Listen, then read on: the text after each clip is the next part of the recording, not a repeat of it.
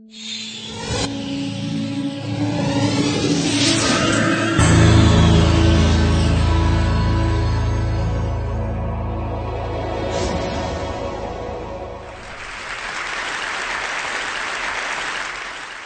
now I don't want to alarm anybody in this room, but it's just come to my attention that the person to your right is a liar.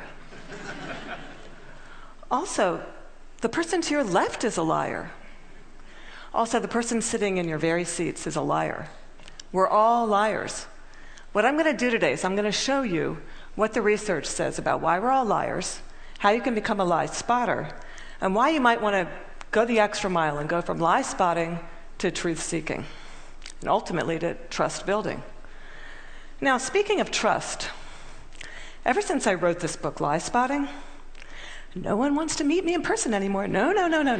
They say, it's okay, we'll email you. I can't even get a coffee date at Starbucks. My husband's like, honey, deception. Maybe you could have focused on cooking. How about French cooking? So before we get started, what I'm going to do is I'm going to clarify my goal for you, which is not to teach a game of gotcha. Lie spotters aren't those nitpicky kids, those kids in the back of the room that are shouting, gotcha, gotcha. Your eyebrow twitched. You flared your nostril. I watched that TV show, Lie to Me. I know you're lying. No. Lie spotters are armed with scientific knowledge of how to spot deception. They use it to get to the truth. And they do what mature leaders do every day. They have difficult conversations with difficult people, sometimes during very difficult times. And they start up that path by accepting a core proposition. And that proposition is the following: lying is a cooperative act. Think about it. A lie has no power whatsoever by its mere utterance. Its power emerges when someone else agrees to believe the lie.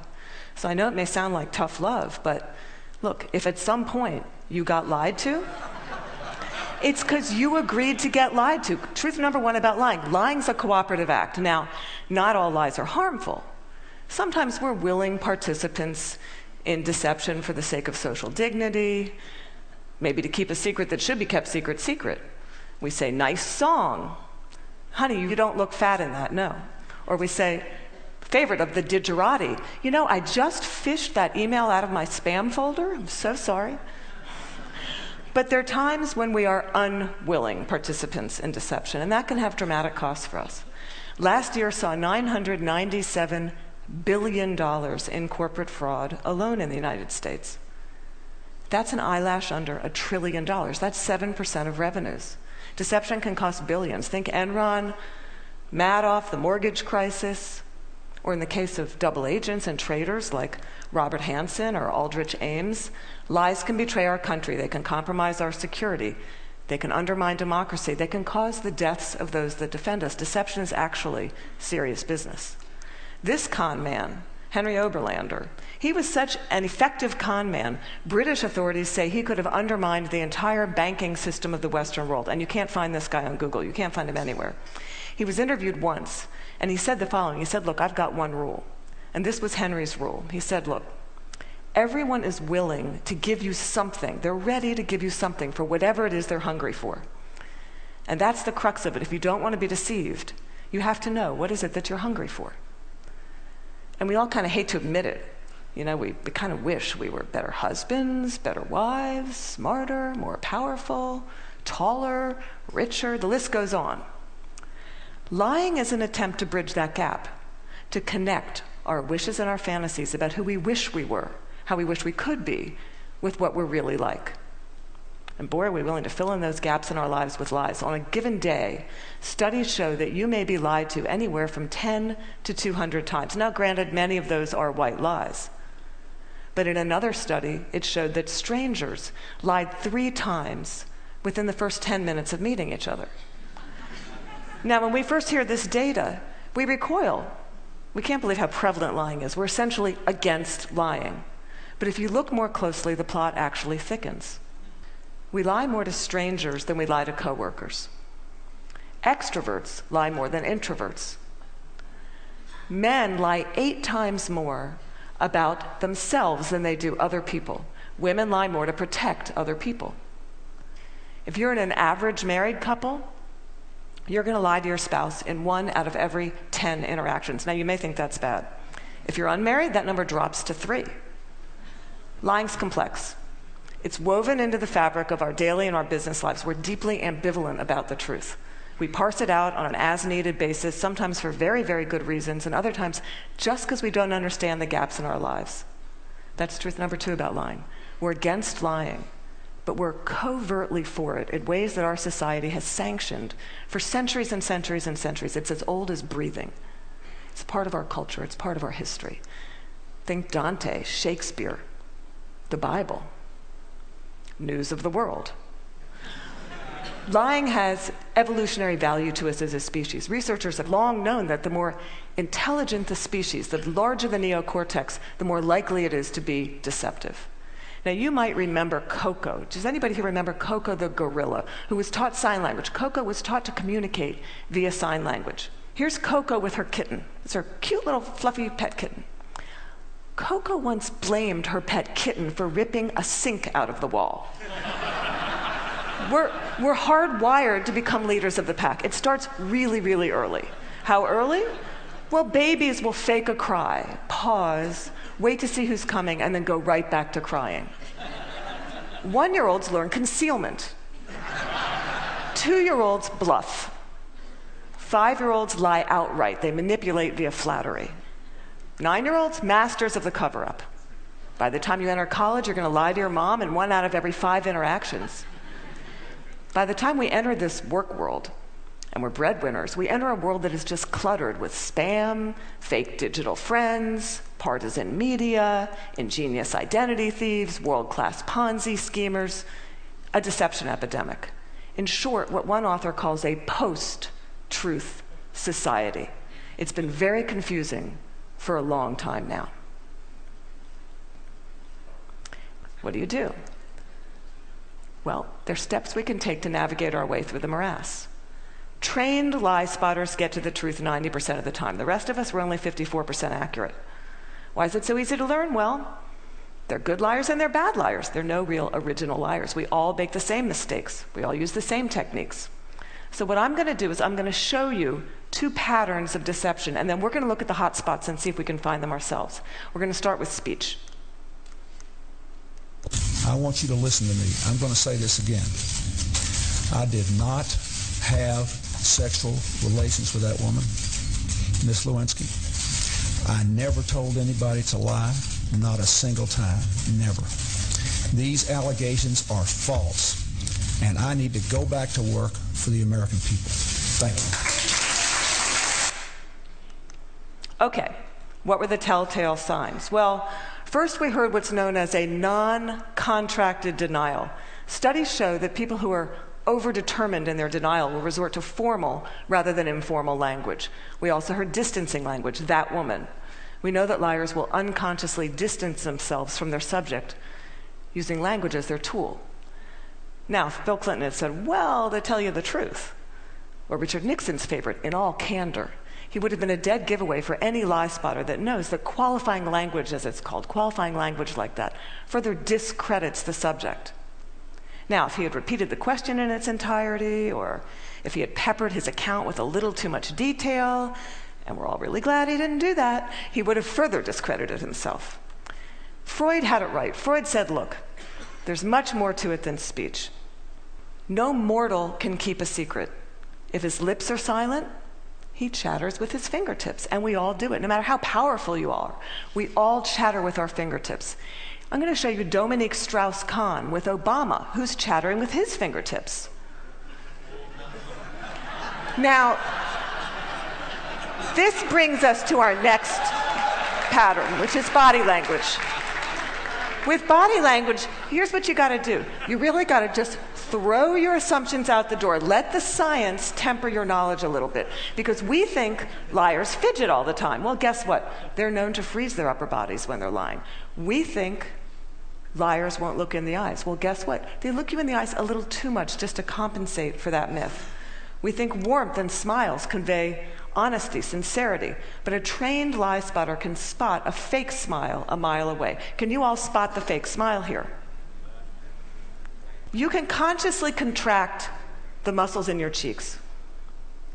but the real smile is in the eyes. The crow's feet of the eyes, they cannot be consciously contracted, especially if you overdid the Botox. Don't overdo the Botox. Nobody will think you're honest. Now we're going to look at the hot spots.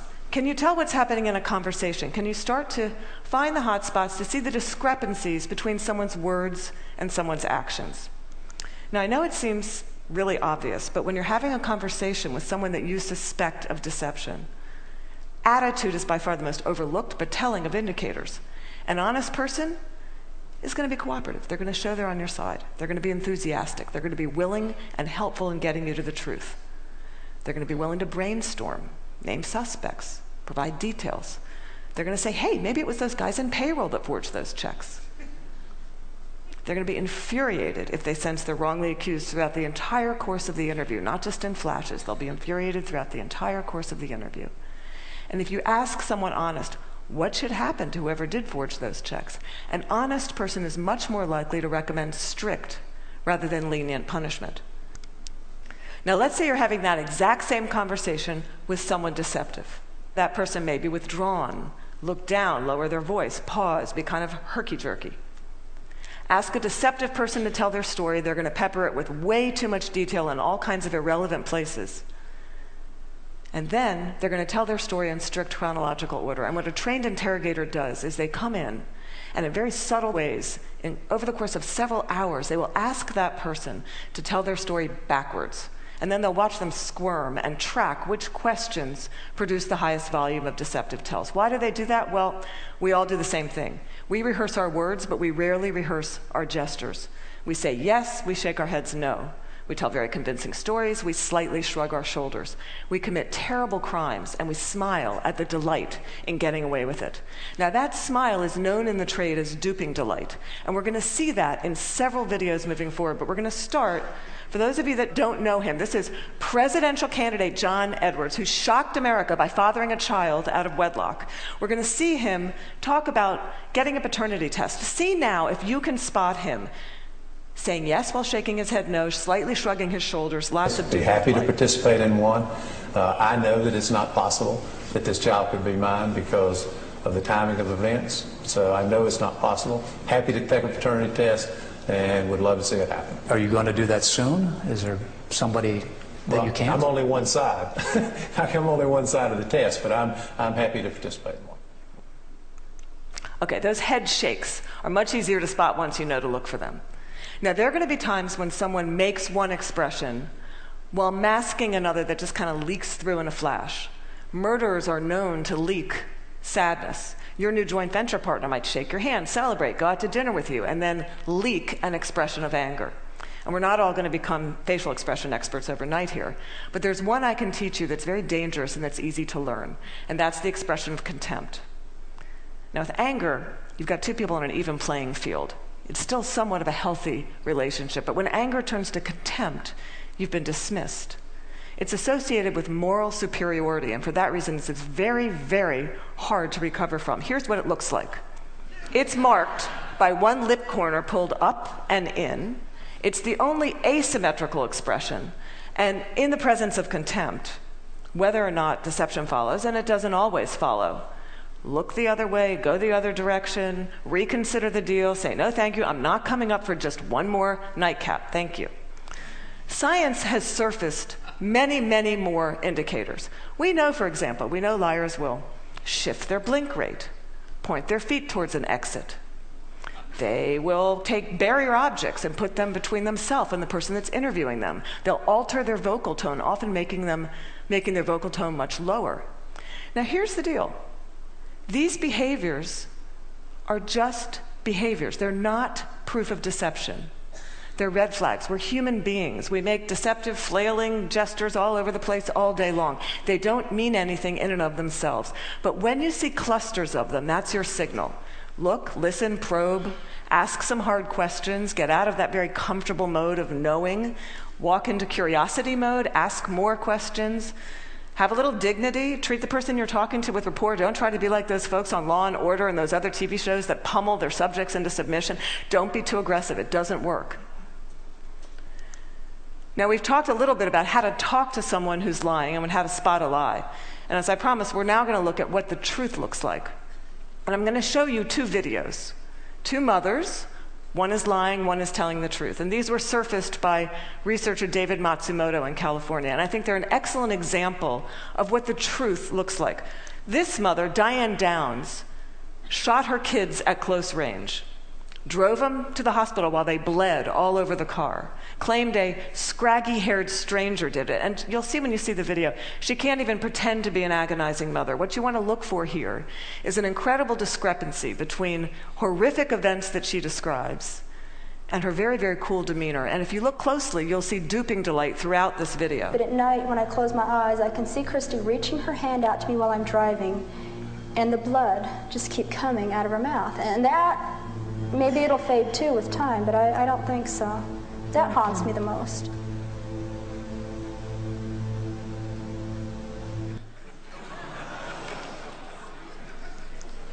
Now I'm going to show you a video of an actual grieving mother, Erin Runyon, confronting her daughter's murderer and torturer in court. Here you're going to see no false emotion, just the authentic expression of a mother's agony. I wrote this statement on the 3rd anniversary of the night you took my baby. And you hurt her, and you crushed her, you terrified her, until her heart stopped. And she fought, and I know she fought you. I know she looked at you with those amazing brown eyes, and you still wanted to kill her. And I don't understand it, and I never will. Okay, there's no doubting the veracity of those emotions. Now, the technology around what the truth looks like is progressing on, the science of it. We know, for example, that we now have specialized eye trackers, infrared brain scans, MRIs that can decode the signals that our bodies send out when we're trying to be deceptive. And these technologies are going to be marketed to all of us as panaceas for deceit. And they will prove incredibly useful someday. But you've got to ask yourself, in the meantime, who do you want on your side of the meeting? Someone who's trained in getting to the truth, or some guy who's going to drag a 400-pound electroencephalogram through the door? Lie spotters rely on human tools. They know, as someone once said, character's who you are in the dark. And what's kind of interesting is that today we have so little darkness. Our world is lit up 24 hours a day. It's transparent, with blogs and social networks broadcasting the buzz of a whole new generation of people that have made a choice to live their lives in public. It's a much more noisy world. So one challenge we have is to remember, oversharing, that's not honesty. Our manic tweeting and texting can blind us to the fact that the subtleties of human decency, character, integrity, that's still what matters. That's always what's going to matter. So in this much noisier world, it might make sense for us to be just a little bit more explicit about our moral code. When you combine the science of recognizing deception with the art of looking, listening, you exempt yourself from collaborating in a lie.